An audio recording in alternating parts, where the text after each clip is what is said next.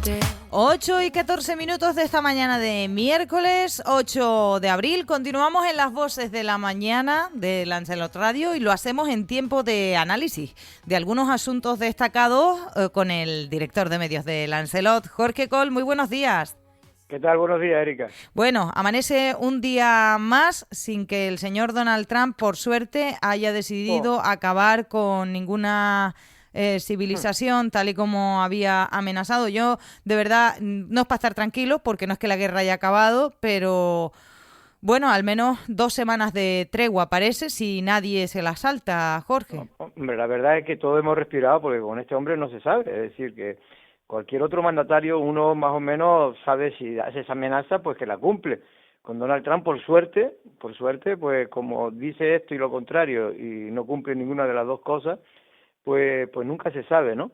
Pero ciertamente yo creo que la comunidad internacional ha respirado con esta decisión de que Donald Trump, que se ha metido en un callejón sin salida, ha decidido pues dar una tregua de 2 semanas para que los iraníes abran el estrecho de Hormuz y definitivamente se alcance un acuerdo, que es lo más importante y lo que yo creo que es lo que está deseando todo el mundo, incluso sus partidarios, porque sabes que hay una auténtica rebelión en el movimiento MAGA, que es el que ha apoyado siempre al propio Donald Trump en Estados Unidos, ¿no? Y ayer estaba viendo un reportaje que hacía una emisora de televisión en España recogiendo distintos pareceres de esta gente que todos son muy tuiteros, muy de redes sociales, y todos en contra de que siguiera con esa guerra y que solo estaba beneficiando, como parece obvio,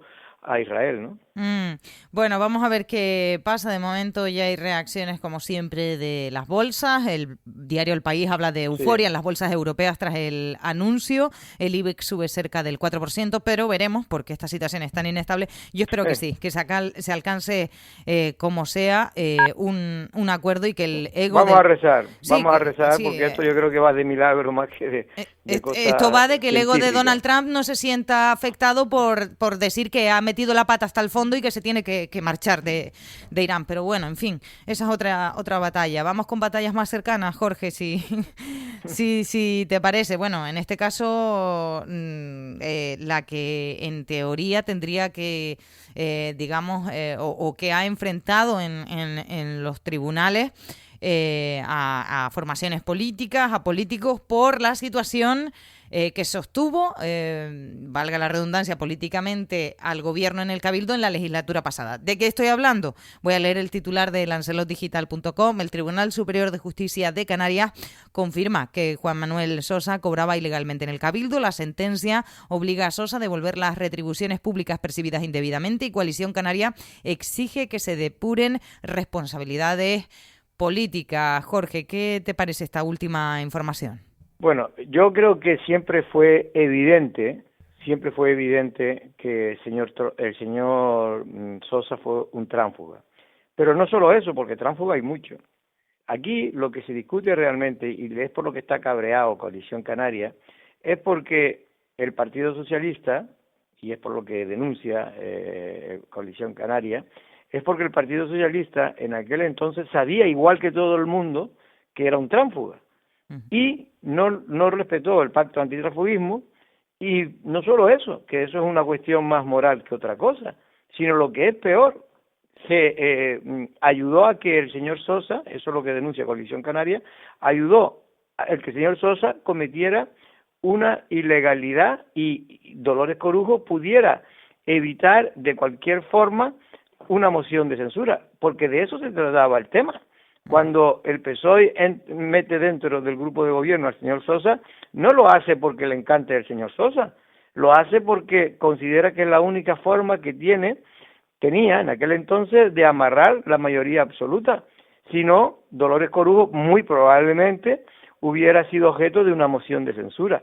Y esto es lo trascendental de lo que denuncia Coalición Canaria, que considera que se ha utilizado el dinero público para comprar, entre comillas, a un señor para que Dolores Corujo pudiera seguir siendo la presidenta. Esto es lo que realmente venía denunciando Coalición Canaria, sobre todo Pedro Sanginés, que era el portavoz en aquel entonces de Coalición Canaria.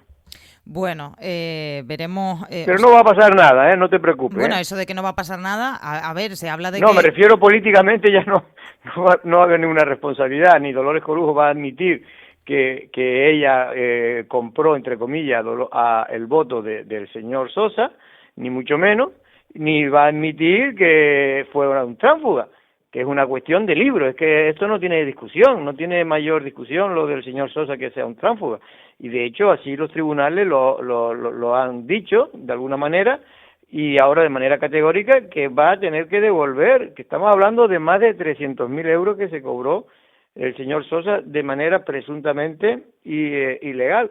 Ahora ya no tan presuntamente porque hay una sentencia.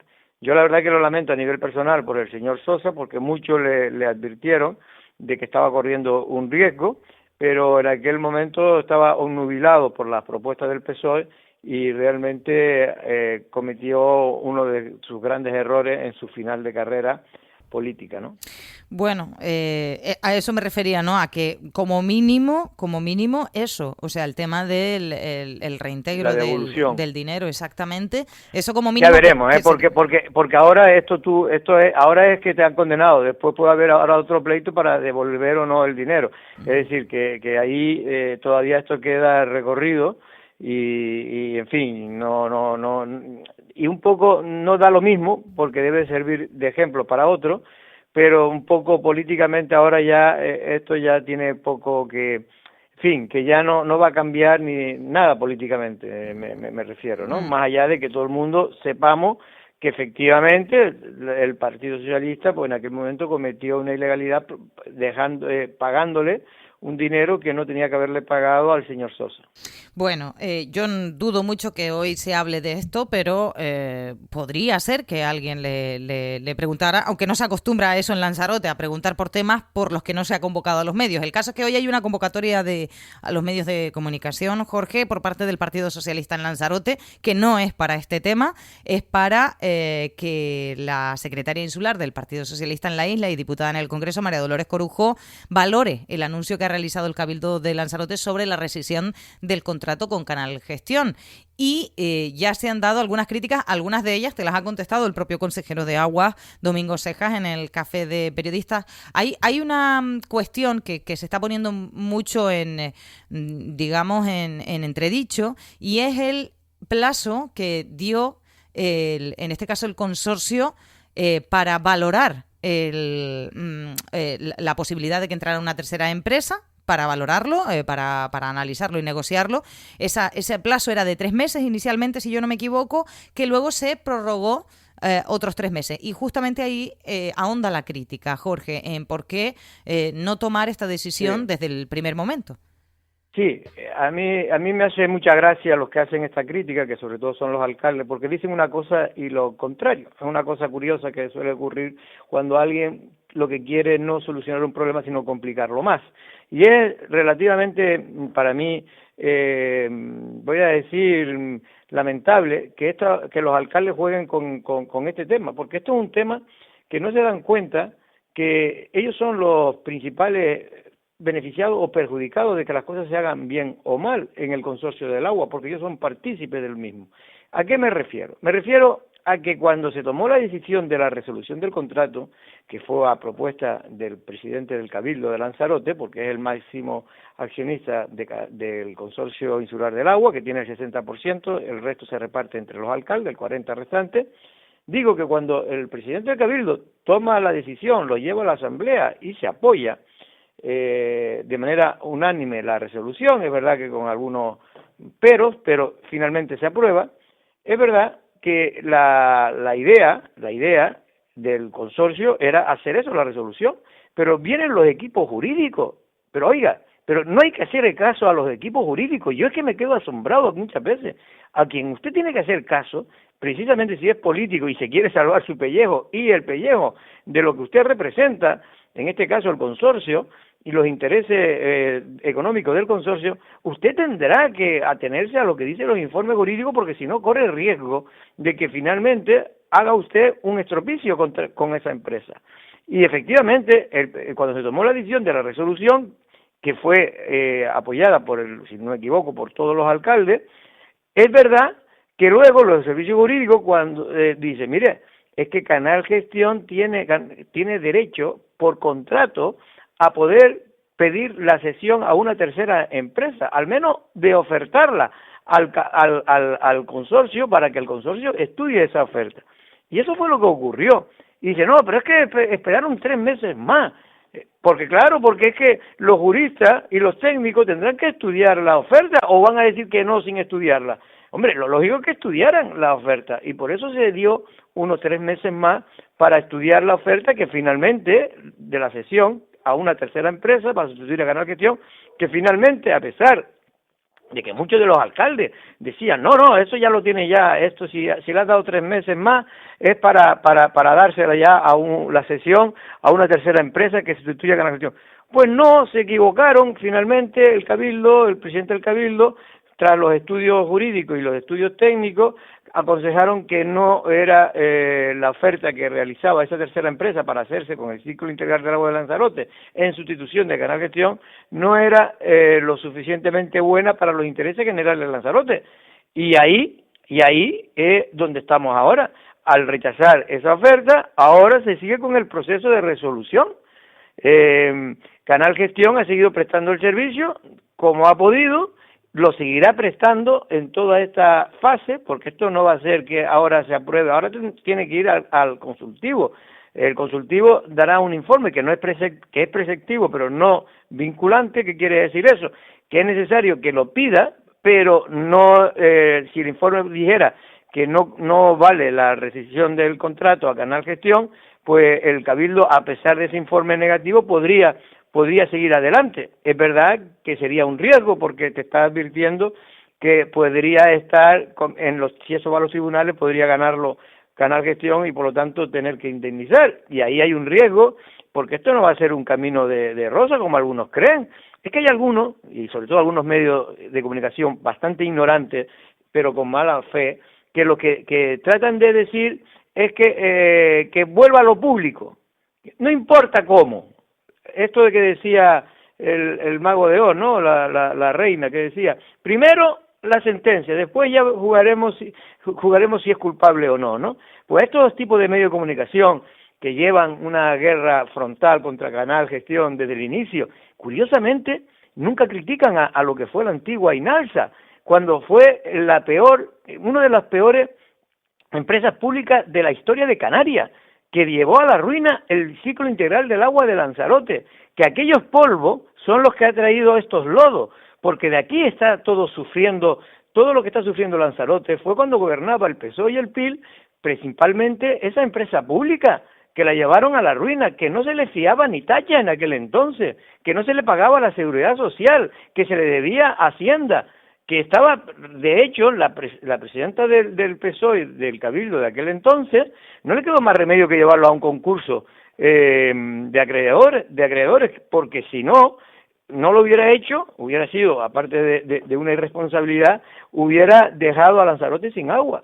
Pues todo eso se olvida y se obvia, y se dice, no, lo público, lo primero lo público, sin saber nada, si es mejor, si es peor, si a lo mejor viene una empresa y está dispuesta a hacerlo mixto, el sistema, como se ha hecho en Las Palmas de Gran Canaria. No, lo público, porque lo público tiene que ser bueno siempre per se, cuando eso no está demostrado, sino más bien lo contrario. Antes de terminar, Jorge, perdóname que te cambie tan radicalmente de tema, pero como solo me quedan unos minutos, quería preguntarte qué te pareció la primera jornada ayer del juicio por la trama de las mascarillas. Bueno, cada medio de comunicación destaca distintas cuestiones. Por ejemplo, El País habla de cómo será la segunda jornada de hoy. El diario ABC habla de que la trama Ábalos confirma en el Supremo los sobres de Ferraz. El hermano de Koldo García admitió que fue al menos 2 veces a la sede del PSOE para recoger dinero. Eso sí, fuentes del Partido Socialista han manifestado a los medios de comunicación también tras esta declaración que no les preocupa porque todo está documentado con facturas y que en todo caso ese dinero correspondería a liquidaciones de algún tipo totalmente legales, Jorge. Bueno, habrá que creerle al Partido Socialista, ¿no? Yo le creo.